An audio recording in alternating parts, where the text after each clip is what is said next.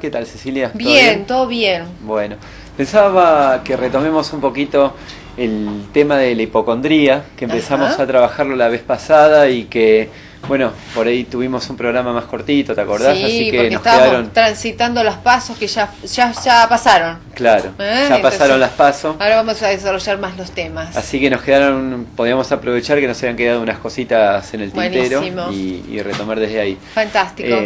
Bueno, hablábamos, entonces contábamos que la hipocondría es este trastorno en el cual hay una persona que está convencida que sufre de una enfermedad, a pesar de que no haya evidencia, digamos que no le hacen análisis y no le encuentran nada, los médicos la revisan y no tiene ninguna causa orgánica, su patología. Sin embargo, esta persona está convencida, por ejemplo, o de que tiene cáncer, o de que tiene problemas cardíacos, o de que tiene un virus, o que tiene gripe A, o que tiene SIDA, ¿sí? Bueno, es muy común. De paso, esto creo que no lo habíamos dicho, hay que diferenciar, a veces se confunde un poco digamos, dos condiciones relacionadas, que es la hipocondría y la psicosomática, ¿sí? La psicosomática se llama enfermedades psicosomáticas a las enfermedades en las que se supone que los factores psicológicos son una parte importante de cómo se causó la enfermedad, cómo se generó la enfermedad, lo que se llama la etiología, que es el origen de la enfermedad. Entonces, por ejemplo, se supone que en algunos tipos de alergias, en la psoriasis, en el asma, en úlceras y en problemas cardíacos, puede haber un elemento psicosomático, en el sentido de que el cuerpo, hay algo, digamos, del funcionamiento ansioso de la persona que repercute en cómo funciona el organismo, probablemente vía la ansiedad, y hace, por ejemplo, que esta persona termine haciendo una reacción alérgica o termine teniendo un ataque de asma. ¿En qué es distinto esto a la hipocondría? Que acá hay un daño orgánico real. Claro. La persona que tiene asma está teniendo, efectivamente, los bronquios se le están cerrando y no está pudiendo respirar. La persona que tiene una úlcera, la persona que tiene una alergia, una psoriasis, uno puede ver el daño orgánico en el cuerpo. Es otro tema muy complicado y uno de los temas más difíciles tal vez para la psicología, el de las enfermedades psicosomáticas, donde además hay mucha discusión porque no hay acuerdo acerca de cuánto intervienen los factores psicológicos. Claro. ¿No? Hay algunos psicólogos que tienen más una mirada de que todo es psicológico, que han llegado a hablar de, en algunos casos, por ejemplo, de causalidad psicológica en el caso del cáncer incluso, y hay médicos que dicen no, en realidad no es tan así, y el hecho de que no se haya podido comprobar o que no conozcamos con certeza cómo se generó, cuál fue el origen orgánico de una enfermedad, no significa automáticamente que haya que pensar que fue todo psicológico. Igual hay un alto porcentaje de que pueda pasar, justamente por eso que vos decías, una situación de estrés psicológico que termina desatando la enfermedad. Claro. Este es por lo menos el concepto de lo que es. Precisamente hablando de cáncer, digo, una de las enfermedades, pero hay muchísimas más. Claro. Digamos, este es lo que está, digamos, lo que se define como enfermedades psicosomáticas. Pero lo que yo digo, eso es una categoría muy ambigua, que está en la nebulosa, porque no hay un acuerdo. Hay temas sobre los cuales la comunidad científica tiene un acuerdo y todos coinciden acerca de los criterios y qué sé yo.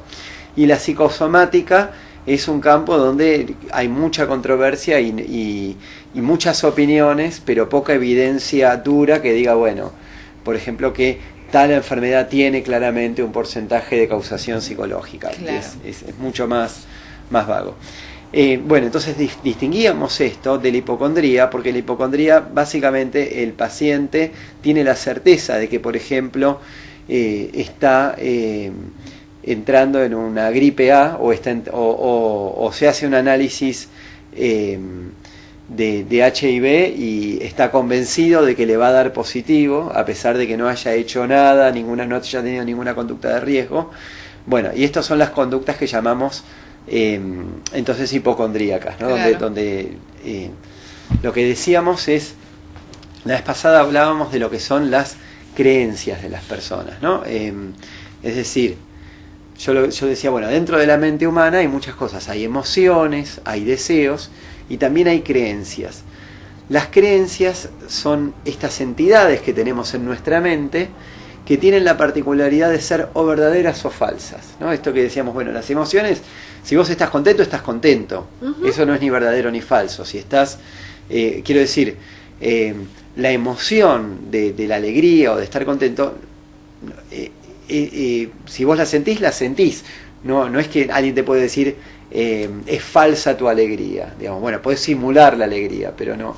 Es distinto que el caso de una creencia cuando uno dice, bueno, yo creo que dejé la lapicera arriba de la mesa. Bueno, eso es verdadero o falso. Entonces lo que pasa con la hipocondría es que la gente tiene creencias, como por ejemplo la creencia de que este lunar que tengo seguro que es un melanoma, seguro que es cancerígeno, seguro que me quedan 3 meses de vida. Y bueno, esta creencia no se corresponde con la realidad. Sí. Esto de que falle, digamos, lo que se llama el principio de realidad, es casi te diría como una de las marcas de lo que llamamos la locura. Cuando alguien, por ejemplo, imagina cosas en la realidad que no existen, cuando alguien en la descripción caricaturesca se cree Napoleón o piensa que hay un complot internacional de la CIA que lo están persiguiendo a él para robarle sus secretos.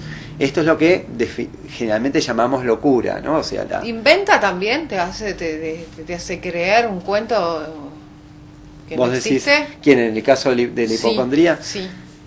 Bueno, por eso, hay distintos matices. Lo que digo es ¿Te llevado... hace creer o intenta hacerte creer un cuento inexistente? Claro, generalmente, por eso te digo, hay distintos matices. A veces el hipocondríaco tiene simplemente una situación donde hay mucha angustia que le lleva a basarse en algunas señales reales, ¿sí? Pero exagerarlas. Entonces, de nuevo, vos tenés tos y tuviste un poco de fiebre y tenés un silbido al respirar y te enteraste de que en Gualeguaychú hubo 5 casos de gripe A y pensás que tenés gripe A. Claro. Entonces no es totalmente delirante, no es un cuento totalmente inventado, es como una hipótesis, si querés, una creencia que tiene algún punto de anclaje en la realidad. Es posible que tenga gripe A, ¿sí? No es una hipótesis imposible, irracional. Entonces, en este sentido, no llega a ser, por ejemplo, como una creencia delirante, que seríamos el caso que decíamos de la locura. Pero en los casos más extremos ya sí. Bueno, la persona que se hace 20 análisis y que todo el tiempo le da negativo y vuelve, se tranquiliza cuando recibe, digamos, el alta del médico de que está todo perfecto y vuelve a la consulta la semana siguiente con un nuevo síntoma o con la certeza de que tiene una nueva enfermedad, bueno, eso ya sí se acerca un poco más a lo que es la locura y a las explicaciones delirantes. Ajá. De paso, como un poquito a nivel anecdótico, estaba viendo que había un par de figuras históricas interesantes que fueron hipocondríacos célebres. ¿Figuras qué? ¿Como actores? No, por ejemplo, uno es Charles Darwin, el inventor, el creador de la teoría de la evolución de las especies, que es algo curioso porque es uno de los científicos más importantes de la historia de la ciencia y sin embargo él tenía todo el tiempo estas creencias así irracionales de que estaba enfermo y se hacía unas curas de agua donde se daba baños todos los días, se hacía envolver en mantas húmedas y bueno, es como muy fuerte el contraste, ¿no? De una persona que fue tan racional y tan de avanzada en sus descubrimientos científicos y sin embargo, bueno, cuando se trata del propio cuerpo y la propia salud y nos gana la ansiedad y la angustia, le aparecía esta creencia de que estaba enfermo. Ahora, estas personas, Gustavo, ¿no pueden sentir felicidad nunca? Bueno, a ver, yo soy un tipo jodido con lo que te voy a responder, yo sé, pero yo lamentablemente estoy formado así. Yo lo que te tengo que responder a eso es ¿qué es la felicidad? Porque nosotros hablamos de felicidad en... Bueno, felicidad plena no, es imposible estar en esa etapa de felicidad plena 24 horas. La felicidad es una palabra, ¿sí? Que nosotros usamos en la vida cotidiana y cuando yo trato de moverme en el campo de la psicología, el problema con las palabras de la vida cotidiana es que a veces no se corresponden como a definiciones estrictas, Claro. ¿no? ¿Qué quiere decir para la psicología que una persona sea feliz? Esto nos llevaría a otro tema. Te voy a responder, pero Bien. tengo que dar esta vuelta, porque si yo te digo directamente, no pueden ser felices, bueno, no estoy siendo como estricto en términos de los términos psicológicos. Entonces quiero ser un poquito más cuidadoso. Entonces, los psicólogos, hay muchos psicólogos que no se meten directamente con el tema de la felicidad. Hay algunos que son los que hablan de la psicología positiva y que sí trabajaron un poquito más el tema de la felicidad. Y lo que dicen es, bueno, no sabemos, digamos, la felicidad no es algo que nosotros podamos medir, ¿no? Si vos no lo podés medir, para la ciencia es muy complicado decir que existe o que Cecilia es más o menos feliz que Roberta, porque si no tenés una escala, entonces hay gente que trató de hacer algunas escalas para medir la felicidad y la llaman como índice de bienestar subjetivo, es decir, no es que la felicidad sea algo objetivo, pero alguien puede reportar cuán feliz se siente. Ujú. Entonces, en general, la gente que sufre de hipocondría, y de Sí. nuevo, hay muchos tipos de hipocondríacos, no son todos iguales, pero la gente que sufre de hipocondría, en general, no va a tener un buen índice de bienestar subjetivo, es decir, no va a estar feliz, No va a estar feliz. no va a estar contenta. En general, va a ser gente que va a tener una tendencia de pensamiento Un llamado, ya vamos, Ah, llamado, bien, llamado. bien. De pensamiento decía. más pesimista, Sí. más negativo, ¿sí? O sea, la persona que es hipocondríaca es la persona que piensa que está enferma, piensa que se puede morir, piensa que tiene una vida miserable, piensa que no hay ningún tratamiento que la pueda curar, Ujú. ¿se entiende? Entonces, Ujú.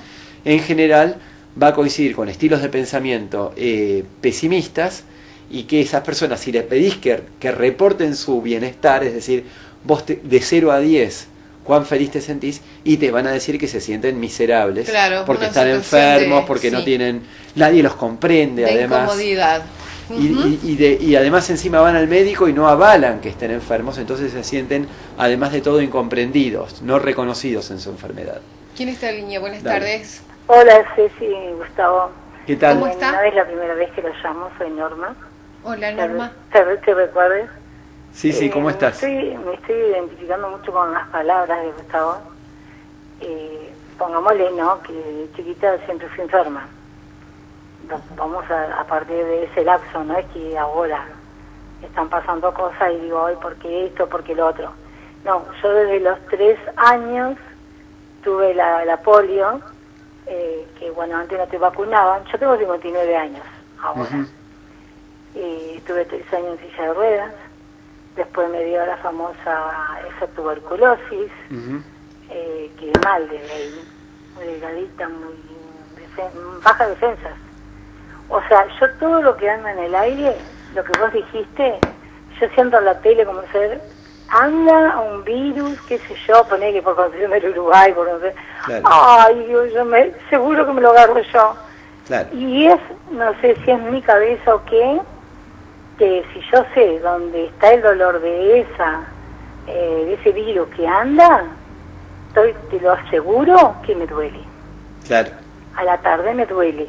Claro. O vivo con calmantes, me pasan de todas. Después seguí con 1.000.000 de operaciones, tengo 13 operaciones en total. Y sigo. Tengo una sarcoidosis pulmonar, que seguro las de conocer, cutánea y visual. Soy la única acá en Gualeguaychú que lo tiene. Supuestamente en Buenos Aires me dijeron que era por ser fumadora pasiva, porque acá no me lo descubrieron en Gualeguaychú. Ujú. Lo tengo y lo tengo crónico. Claro. Duermo por las noches con un CPAP, que también lo has de conocer, Ujú. que es una manera de poder respirar y dormir bien. Claro. Claro. Con un tranquilizante, por supuesto. Claro. Después me operaron el estómago en este año pasado, el estómago, ¿cómo es que se llama esto cuando se te desplaza Sí. el vientre? Bueno, Bueno, un Norma, montón de Norma, cosas. Ahora el jueves me operan del pie, que me caí claro. y me quebré. Me Le trataron pasa de todo, Norma. Por eso te estoy diciendo. Dos cosas, frenate ahí. Sí, porque si sigo, te voy a seguir nombrando. Por eso, pará, antes que después te habla el doctor. Digo, ¿estamos hablando de una persona hipocondríaca?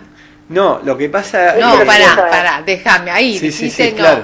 ¿Sos feliz en algún momento? Muy pocas veces. Porque me han pasado muchas cosas personales feas. Bueno, Claro. ahí te habla el doctor ahora. No, lo que me parece, no estoy hablando de vos, ¿sí? Sino Sí, hablando sí. un poco en general. Sí. Obviamente todo esto está ligado a las experiencias de vida. Sí. Entonces, si uno tiene experiencias de vida donde se siente vulnerable, Sí. ¿no? Entonces, yo digo, no estoy hablando de vos porque cada uno, aunque objetivamente vos hayas tenido enfermedades, operaciones, polio, etcétera, después cada persona vive estas situaciones y las registra de forma distinta. Pero sí puede pasar que alguien que esté enfrentado a muchas situaciones traumáticas, donde siente que su vida está en peligro, donde Sí, está eso es lo que sometido a pienso. procedimientos médicos invasivos, bueno, todo esto va a dejar, por supuesto, su marca de ansiedad. Claro, Y yo te dije que te entonces, iba a ir a visitar, claro, lo que vos pero mi decís, economía no me dio escucho... para irte a ver.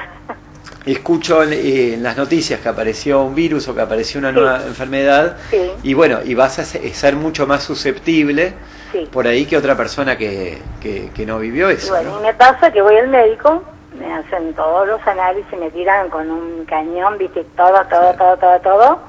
Voy al médico y me dice, está todo bien.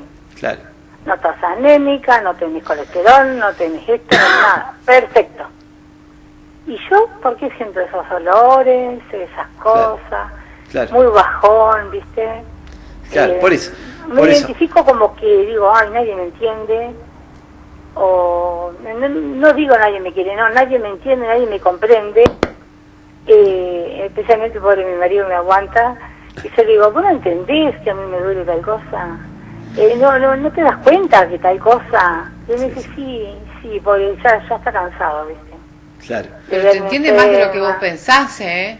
Tirado a la cama, yo tirada a la cama. ¿O no? Sí. Sí, claro que sí. Tu Bueno, esposo te dice, sí, te ¿Puede entiende. ser que tenga un estado depresivo, doctor?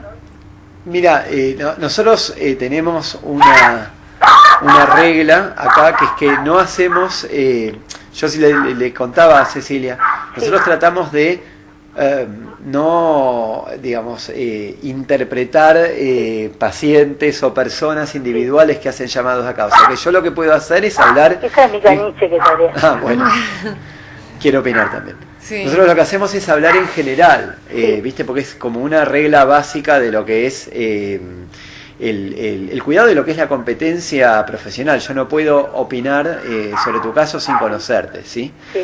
Eh, Vos sabés que te voy a hacer, ni para no tampoco ocupar tanto hay tiempo hablar al de aire tu acerca de una espacio, persona... Te voy a decir algo de cómo me estoy sintiendo ahora. Como que si yo estuviera débil. Como que las piernas no me dan para caminar. Claro. Como que si yo salgo a la calle, me mareo y me voy tomando de la pared y mi marido me dice, no te tomes de la pared. Tenete en mi brazo que no te vas a caer. O sea, pero sí me caí y me quebré el pie. O sea que sí necesito Claro. yo siento mi cuerpo como que no tengo equilibrio, ¿viste? Claro. Entonces, lo que te quiero decir es que no vamos a hablar de tu caso, ¿sí? Que podemos usar esta experiencia que vos contás como para reflexionar un poquito más acerca de esto. Una persona es siempre una entidad única, compleja, donde entonces todo va a interactuar. Entonces vos tenés tu historia de vida, tus síntomas reales, ¿sí? tus padecimientos reales, y por supuesto también puede ser, no te conozco, pero puede ser que todo esto se potencie con la angustia, con los temores. Mucha angustia también siento. Claro, con los miedos a enfermarte, ¿tá? Pero bueno, podés consultar a un profesional que te dé una mano. Consulté a una profesional, pero sé que me dio mucha medicación y me dejó tirada durmiendo mal, ¿viste? Y como es, y bueno, como él tuve que volverla a ver y me sacó, ¿te puedo decir la medicación que me dio? No. No. Bueno, al aire. te dio una medicación muy fuerte, ¿no? Claro. Bueno, Y después una charlalo, pregunta interesante. después evalualo, pensalo si tenés ganas. Nosotros ahora cuando terminemos la charla te pasamos la dirección, el teléfono, te podés comunicar y lo charlás cuando vos quieras con alguno de los chicos, ¿sí? Dale. El doctor o el grupo que trabaja con él. Dale, ¿sí? yo siempre te sigo, Ceci, Bueno. por eso te lo dejo al Gracias, canal, Normita. después que termina los numeritos, qué sé yo. Gracias. Los dejo por las dudas si apareces vos. Te- Y aparece el psicólogo, pues yo le había prometido ir, pero no pude ir. En realidad, por falta de dinero, no pude ir. Claro. Bueno, dale, haz un realidad. esfuercito y acércate, así pueden charlar y te sentís mejor, ¿querés? Dale. Te mando un abrazo Muchas gigante. gracias y me encanta que esté este programa para informar a la gente. Gracias, Y un creo que lo beso. mío tal vez le sirva a alguien. ¿Cómo? Que lo que yo les conté tal vez le sirva a alguien. Seguro que sí, Seguro. todo Siempre suma. igual. Sí. Dale. Un abrazo, Normita. Otro Gracias. para vos y para Gracias. el doctor. Gracias. Complicada Norma esta, pero no sé qué, pero me parece que tiene ganas de salir adelante. ¿Ves? Yo la escucho con Sí, voluntad. ya el acto de llamar, De llamar es y de contar lo que le importantísimo. está pasando, seguro. Sí, Así sí. que, bueno, básicamente esto, ¿no? Lo que decíamos antes, que cuando hablábamos del estado de ánimo, que muchas veces lo que se suma a este cóctel es esta sensación de que no son escuchados, Claro. ¿no? Muchas veces, además el hipocondríaco que está como muy fijado, muy obsesionado en sus síntomas, en escuchá el silbidito que tengo, mirá la manchita cómo se me corrió hace 2 semanas, ¿no? Entonces, cuando encima siente que las otras personas ya no lo toman en serio, ¿sí? Sí. Esto aumenta la ansiedad. Un poco lo que decía ella recién, ¿eh? Claro. Como que no me escucha, no me entiende Exactamente. mi esposo, y en realidad sí, está entendiendo. Lo que pasa es que por ahí es lo que le pasa a ella, no al esposo. Claro. Sí. Claro. No, y bueno, digamos, también depende de los contextos sociales, ¿no? Porque a veces uno encuentra familias donde son todos hipocondríacos. ¿Qué hacemos? Esto es bastante... Sí, el grupo familiar en conjunto ya desarrolla como una cultura familiar donde ante el primer síntoma aparece como esta preocupación general de estamos enfermos. Vos decís que, por ejemplo, una pareja se conoce, uno es hipocondríaco y termina la otra persona sintiéndose de la misma manera que su pareja, a veces... o sus hijos, claro. una vez que forman familia. A veces, digamos, lo que se arma todas las familias tienen sus códigos, sus valores, sus costumbres, y así como vos, digamos, encontrás otros puntos de elementos comunes en una familia, Sí. bueno, muchas veces se puede dar esto, que haya en una pareja 2 personas que las dos tienen un estilo ansioso. A veces uno encuentra parejas que son complementarias, ¿no? Que también se arman líos importantes ahí. Cuando uno, por ejemplo, ante el primer síntoma, en ellos mismos o en los chicos, maximiza todo y ven todo una catástrofe, ¿no? Porque el chico estuvo 2 segundos sin la bufandita afuera, ya le va a agarrar una pulmonía, y el otro generalmente lo que hace es la reacción contraria. Sos una exagerada, no pasa nada. Entonces lo que sucede es que se van como estereotipando esos roles, ¿no? Sí. Uno es cada vez más el más preocupado, y gracias a que este es el más preocupado, el otro se puede relajar más y desvalorizar lo que dice el otro, siempre la misma exagerada, o siempre el mismo exagerado, no ves que no pasa nada, con lo cual la otra persona se siente incomprendida y se preocupa más, y así, ¿no? A veces tenemos estos roles complementarios. Claro. Pero a veces lo que tenemos es que los roles son simétricos, es decir, que las 2 personas van en la misma dirección y crean entonces en el ambiente familiar un clima de hipocondría, de donde cualquier pequeño síntoma es interpretado. Pasando de una situación, de una problemática de salud a una cuestión cultural. Claro, de son las culturas familiares, son las culturas familiares. Dios. ¿Y qué pasa con esos chicos después? ¿Van creciendo y que generalmente, pueden bueno, desarrollar su propia experiencia, o terminan siendo también sí, de nuevo, no se puede generalizar, los casos son todos distintos, pero es altamente probable que si vos viviste, digamos, lo que internalizás es el modelo de tus padres, cómo manejan los padres las situaciones de incertidumbre. Claro. Si tus padres te dan un modelo ansioso, y bueno, este es el modelo que vos aprendés. para enfrentarte, ¿sí? Un modelo donde te sentís todo el tiempo, por ejemplo, en peligro, donde sentís la amenaza todo el tiempo. Pero de nuevo, a veces tenés también las relaciones complementarias en los chicos. A veces los chicos, la forma de defenderse es hacer lo opuesto. Ahora, hay dos cosas que yo quiero hablar, como por ejemplo, Norma, ella sabe que tiene un problema, sí. Y además yo tengo, o sea, la sensación que me dio como que ella sabe, asume la problemática, pero tiene ganas de salir, de sentirse mejor. De hecho, el hecho de llamar ya me parece que es importante. Pero a lo que vos decís, familias enteras que están en esta problemática, pero además que conviven a diario, pasan las horas, los días, los meses, los años, y nunca van a un especialista para que los acompañe. Es como que además terminan, no sé si siendo feliz la situación que yo te marcaba anterior, pero sino que disfrutando de eso mismo, ¿no? Sí. No quieren salir de eso. Hay, digamos, hay personas a las cuales el síntoma psicológico les genera una molestia. Esto se llama, son síntomas egodistónicos, o sea, alguien que está a veces deprimido o que tiene algún tipo de conflictos, dice, esto es un problema, yo no puedo seguir viviendo así, necesito cambiar. Pero hay otra gente que, por decirlo de algún modo, goza de sus síntomas, ¿sí? Es decir, el hipocondríaco que ha pasado a ser parte de su identidad y parte de su preocupación y hasta de, entre comillas, su hobby cotidiano. Hablar de su enfermedad, ocuparse de su enfermedad, contarle de su enfermedad a cualquier persona que se cruce, ¿sí? O de sus preocupaciones médicas, o esto de que ante cualquier nueva enfermedad o epidemia que aparece, entra en internet, se aprende todos los síntomas, compara a ver si está teniendo estos síntomas o no. Entonces, esta persona claramente, esto pasó a ser parte de su estilo de vida y no va a ser un problema, no va a ser algo que lo movilice a decir qué me está pasando. Claro, ¿sí? Sí. Lo que pasa es que en algunos casos, los hipocondríacos graves, básicamente empiezan a funcionar mal en muchos contextos, porque no pueden realizar bien, digamos, su trabajo, porque empiezan a faltar al trabajo porque se sienten enfermos, o empiezan a tener dificultades para relacionarse con los demás, por esto, porque están todo el tiempo pendientes de sus propios síntomas y ya van perdiendo la conexión con las otras personas. Entonces, bueno, en esos casos a veces o ellos solos toman conciencia o el entorno les dice vamos a consultar con alguien. O dejan de perder el interés hacia la persona, también el entorno puede pasar. Sí. Porque ante tanta problemática es como que pierdo el interés de acercarme, ¿no? No los escuchas más.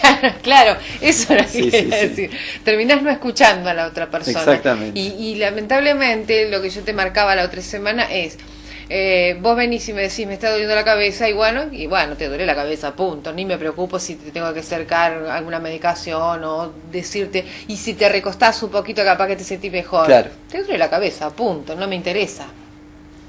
Que eso es lo que le pasa a la otra persona, ya agotada. Claro, sí, por eso. Bueno, de nuevo, esto se puede armar de formas distintas. A veces en las parejas, por ejemplo, hay uno que siempre es el que está sintiéndose mal, el enfermo, y el otro que está todo el tiempo trabajando y haciendo cosas para que el otro se sienta bien, ¿no? Después cómo se arman también los juegos en las parejas y en las familias. Sí. Seguro. ¿A qué edad, si es que hay una edad, empiezan a tener estos síntomas? Es generalmente la hipocondría aparece más fuerte a partir de los 20 años. De los 20. ¿Sí?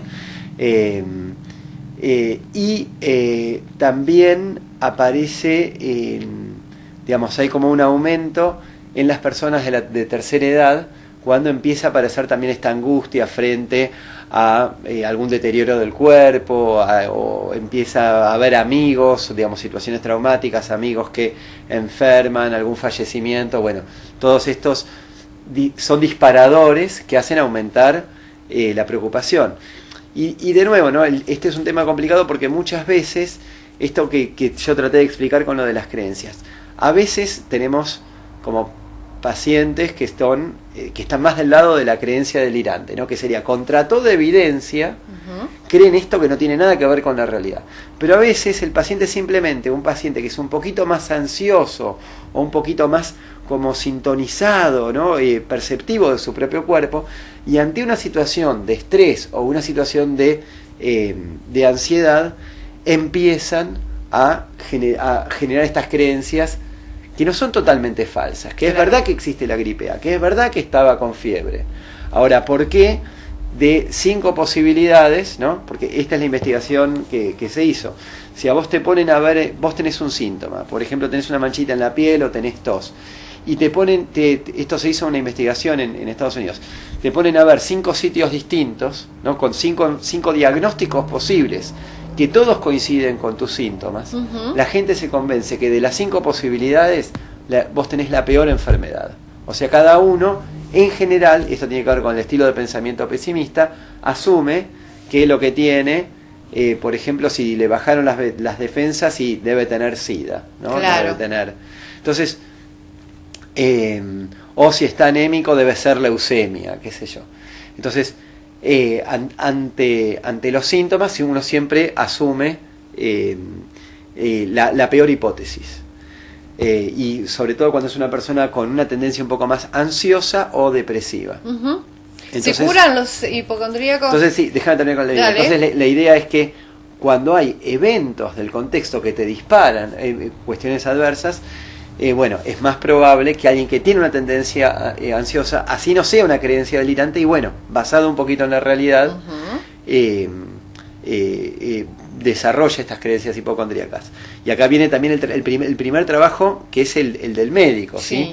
Porque también los estilos de los médicos, hay médicos que tienen como más cancha, más afinidad para bajar la ansiedad, explicar las posibilidades, mostrar que se está haciendo todo lo necesario y poder deslindar, porque los médicos, por supuesto, lo que les preocupa es evitar los falsos positivos y los falsos negativos, es decir, descartar que no sea que realmente esta persona está enferma, ¿sí?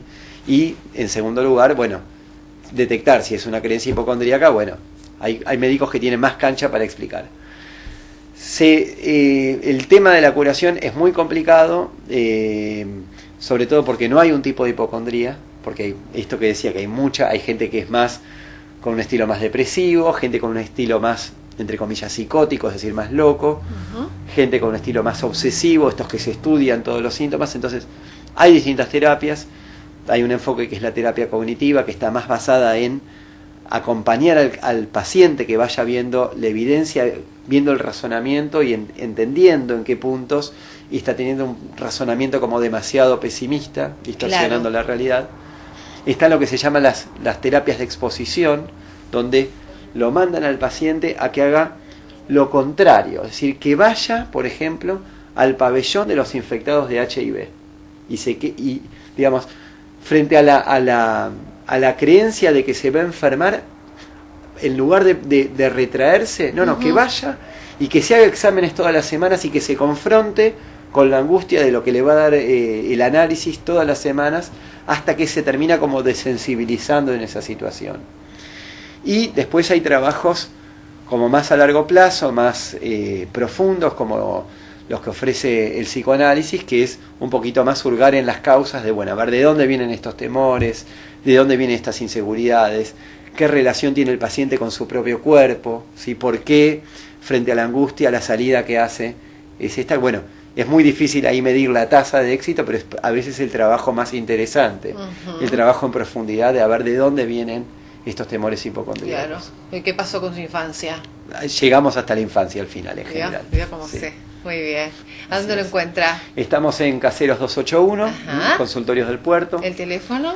612994. Está acompañado por otros psicólogos. Ahí hay otros psicólogos y psiquiatras como Valeria Casanova, Martina Lago, Anabela Venturino, María del Carmen Lambruschini. Hay varias personas trabajando ahí, así que ahí pueden consultar. Hay gente que trabaja con obras sociales.